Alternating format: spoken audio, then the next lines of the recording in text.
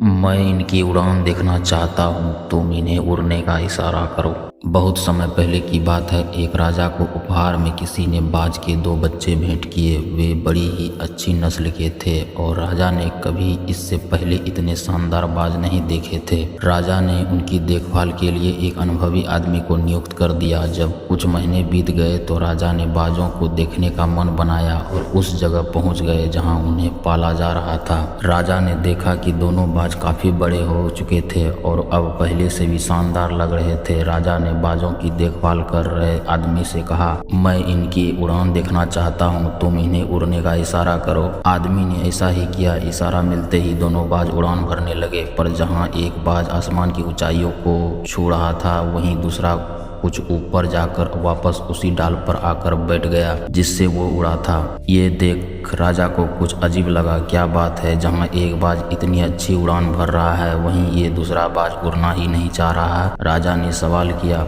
जी हुजूर, इस बाज के साथ शुरू से ही यही समस्या है, वो इस डाल को छोड़ता ही नहीं। राजा को दोनों ही बाज प्रिय थे और वो दूसरे बाज को भी उसी तरह उड़ना देखना चाहते थे। अगले दिन पूरे राज्य में ऐलान करा दिया गया कि जो व्यक्ति इस बाज को ऊंचा उड़ाने में कामयाब होगा उसे ढेरों इनाम दिया जाएगा। फिर क्या था, एक से एक विद्वान आए और बाज को उड़ाने का प्रयास करने लगे, पर हफ्तों बीत जाने के बाद भी बाज का वही हाल था। वो थोड़ा सा उड़ता और वापस डाल कर बैठ जाता। फिर एक दिन कुछ अनोखा हुआ। राजा ने देखा कि उसके दोनों बाज आसमान में उड़ रहे हैं। उन्हें अपनी आंखों पर यकीन नहीं हुआ और उन्होंने तुरंत उस व्यक्ति का पता लगाने को कहा जिसने ये कारनामा कर दिखाया था। वह व्यक्ति एक किसान था। अगले दिन वह दरबार में हाजिर हुआ। उसे इनाम में स्वर्ण मुद्राएं भेंट करने के बाद राजा ने कहा, मैं तुमसे बहुत प्रसन्न हूँ, बस तुम इतना बताओ कि जो काम बड़े बड़े विद्वान नहीं कर पाए वो तुमने कैसे कर दिखाया। मालिक, मैं तो एक साधारण सा किसान हूँ, मैं ज्ञान की ज़्यादा बातें नहीं जानता। मैंने तो बस वो डाल काट दी जिस पर बैठने का बाज आदी हो चुका था, और जब वो डाल ही नहीं रही तो वो भी अपने साथी के साथ ऊपर उड़ने लगा।